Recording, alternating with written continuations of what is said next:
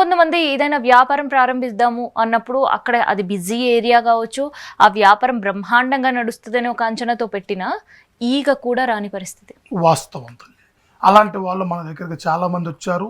ఇప్పుడు అలాంటి దాంట్లో మన్నన పొంది వాళ్ళు సంతోషంగా మంచి బిజినెస్ మంచి రానిచ్చుకొని మంచి జీవితాన్ని వాళ్ళు పొందుతూ ఉన్నారు మా దగ్గరికి వచ్చిన వాళ్ళు. వాస్తవానికైతే ఇలాగ ఉన్న సమస్య ఏంటంటే తల్లి, వాళ్ళలో ఉండవలసిన జీవశక్తి అనేది ఉండదు. మింద పక్క మట్టి ఈళ్ళ మట్టి ఒకటే బిజినెస్ ఉంటుంది. అతని దగ్గర దొరికే వస్తువు ఇతని దగ్గర దొరుకుతుంది, కానీ అతని దగ్గరికే పోతూ ఉంటారు, ఇతని దగ్గర రాలేదు. ఆ వస్తువు ఈ వస్తువు ఒకటే రకంగా ఉంటుంది, కానీ ఇతని దగ్గరికి రావాలంటే వెనక్కిపోతూ ఉంటారు.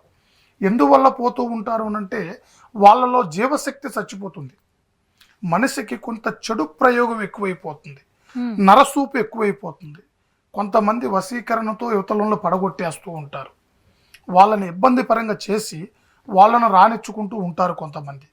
ఆ సమస్యకు గురైపోయి ఇబ్బందులు పడుతూ నానా అవస్థలు పడుతూ ఉంటారు. లక్ష్మీ పరంగా వాళ్ళకి ప్రసన్నం కాకోకుండా ఉంటుంది. అలాంటి వాళ్ళకి లక్ష్మీ ప్రసన్నాన్ని కలిగించి మనస్థితి, గృహస్థితి, బిజినెస్ పరిస్థితి ఈ మూడింటిని చక్కపరిచినప్పుడే మనుషులు జనాలు ఆకర్షింపబడతారన్నమాట. అలాంటి స్థితులలో మనస్థితి అనుకూలం లేకోకుండా వాళ్ళ బిజినెస్ నిరాశ చెంది ఇబ్బంది పడుతూ ఉంటారు. అది కొంతమందిలో ఈ బిజినెస్ పరమైన సంస్థలలో కూడా చాలామందికి ఇట్లనే ఇబ్బందులు ఉన్నాయి. ఆ సంస్థను ఏర్పాటు చేసిన తర్వాత కొంతమంది కావాలని తొక్కేస్తూ ఉంటారు, వాళ్ళని అభివృద్ధి కానివ్వరు. ఒక మాట మన ముందు ఒక మాట మాట్లాడుతూ ఉంటారు, వెనక ఒక మాట గోతి తీస్తూ ఉంటారు. దానికి అతుక్కోకుండా చేసి కొన్ని రకాల మనుషులను నష్టపరిచే వాళ్ళు కూడా చాలామంది ఉన్నారు.